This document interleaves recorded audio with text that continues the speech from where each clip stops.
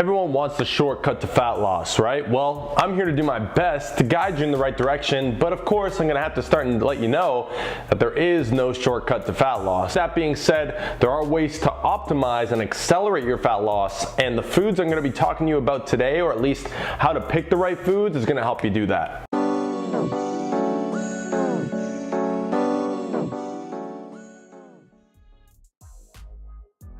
Hey, what's good YouTube? It's your boy John Mango, and I'm here back again representing Beyond the Iron. I drop weekly fitness content on this channel, so if you're interested in getting to your fat loss or fitness goals faster and more enjoyably, then consider subscribing. So in this video, I'm gonna go ahead and talk to you about foods that will help with your fat loss, in other words, help accelerate it, as well as foods that could actually potentially hinder you from achieving those fat loss goals.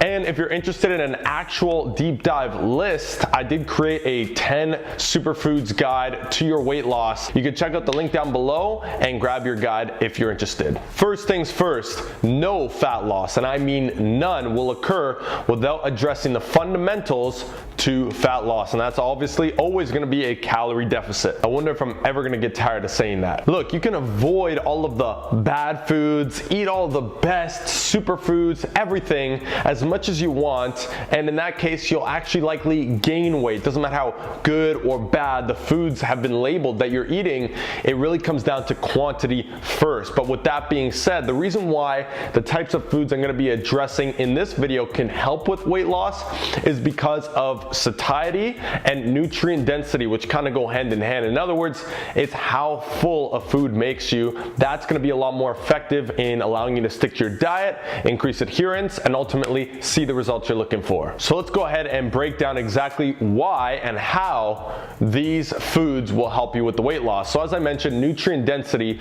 versus calorie density is key. Classic examples of this would be like fruits, a banana, veggies versus maybe Nutella, candy, stuff like that. Now, typically you'll find in a banana, you look at roughly 100 grams of a banana, you'll get roughly 100 calories, okay? Now, on the other end of the spectrum, let's say you take Nutella, since I just made a video on this, that Nutella, for like 1/6 of the serving, you'll get roughly or almost the same amount of calories, okay? So if you have about this much Nutella or a whole banana, which one is going to satisfy you more? Obviously, you can eat spoonfuls of Nutella, no problem, but it's going to be hard to eat so many bananas because after eating even one, typically you're pretty full and you're satisfied, and that's again due to the micronutrient density in them. This does somewhat relate to the recent video I made on Nutella and calorie dense foods, where I told you the dose makes the poison. So hey, if you can stay to just this much Nutella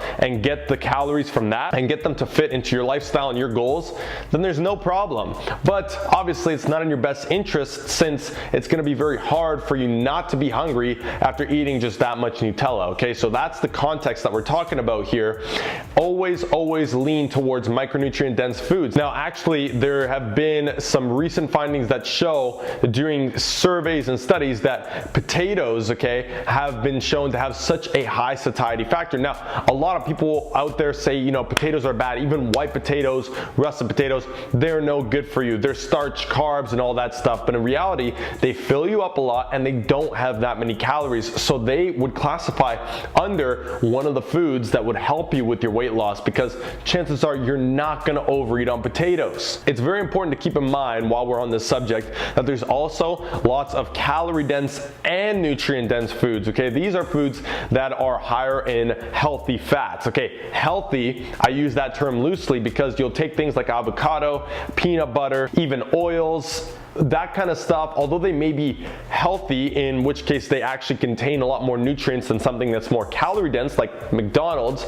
The issue there is that they're still very high in calories, and people tend to ignore that fact, and therefore they will get full but will have still consumed a lot of calories doing so, and that can again lead to you not achieving that deficit that's vital for fat loss. Another thing that will determine the food's satiety factor, meaning how full you get, its density, is the fiber content content in it. So again, back to the potatoes, the sweet potatoes are a lot more filling than the white potatoes are because they have more fiber. You see this in things like oats. Now oats might be very calorie dense, but they have so much fiber that actually the fiber in them causes the net carbs to actually come down. So the total calories that you see on the package isn't necessarily as high as what you're actually consuming is. So that's why fiber is very important.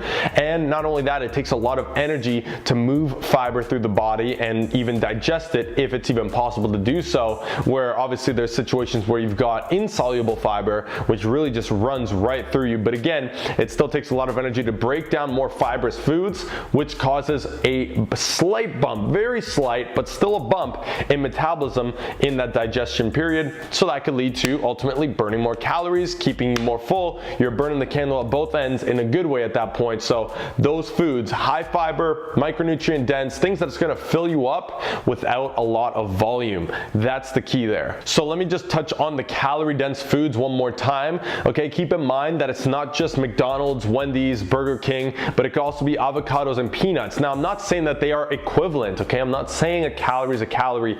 Everybody always takes this out of context. Instead, what I'm saying is you need to be extremely aware of calories in general so that you can fit these micronutrient and just calorie dense foods into the diet should you choose to do so and still stick towards your goals. Because if you can do both, why wouldn't you, right? And that's all gonna start with calorie awareness, okay? Macronutrient awareness, trying to track them, trying to stay on top of them is very important. But that being said, if we look at those calorie dense foods like high sugars, the cookies, the cake, that kind of stuff is not gonna fill you up, and it's very easy to overeat on because of the combination of fats and sugar in them.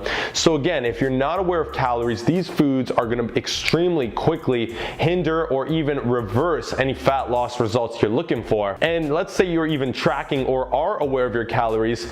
The issue with that is, let's say you have 2 cookies. Those 2 cookies might be a significant chunk of the total calories you're looking to have throughout the day, which means if you're having those 2 cookies, you must understand the potential consequence of you being a lot hungrier that day, and as a result, not in as good of a mood, and as a result, not going to adhere as well to your diet. So with that being said, that's still the reason why having those foods, whether you're calorie aware, you're aware of your intake of calories is there or not, it is still not necessarily ideal. However, I am a firm believer that you should fit them in should you choose so long as it's not too often to where your adherence is gonna drop and your weight loss is gonna suffer. So let's go through some examples of foods. Veggies and fruits will always be at the top. They cannot be beat. Like I mentioned, white potatoes have been shown to have an extremely high satiety factor, and despite what everybody has said negatively towards white potato, they're very nutrient dense, but not as nutrient dense and as low calorie as a potato that I included in that list below. So if you haven't picked up the list yet, check that out. Now you also have things like brown rice and oats, like I mentioned before,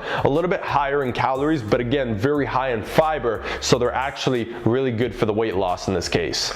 Oat bran, by the way, could be an alternative to the oats, okay? It's just one specific part of the oat. It's got a lot less calories, but also a bit less fiber, so kind of figure out what works for you there. As well as when it comes to your proteins, the leaner cuts of meat, you know, turkey, even tilapia, that stuff is your better option rather than ground beef. That's extremely high calories in comparison.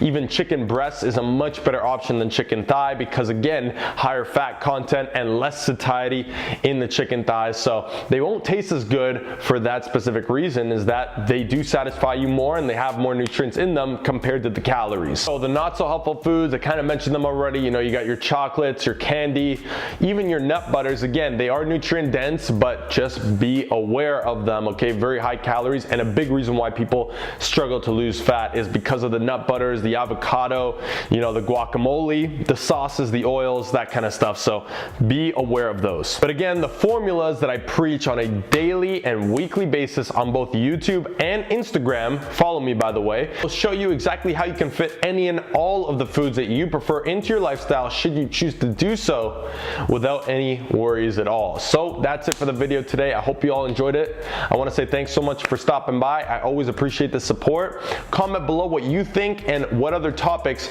you'd like to see me bring to the channel, and I'll be sure to do that for you. Again, thanks so much for watching. Like, comment, share with your friends, and subscribe for weekly fitness content. I'll see you in the next one. I'm out.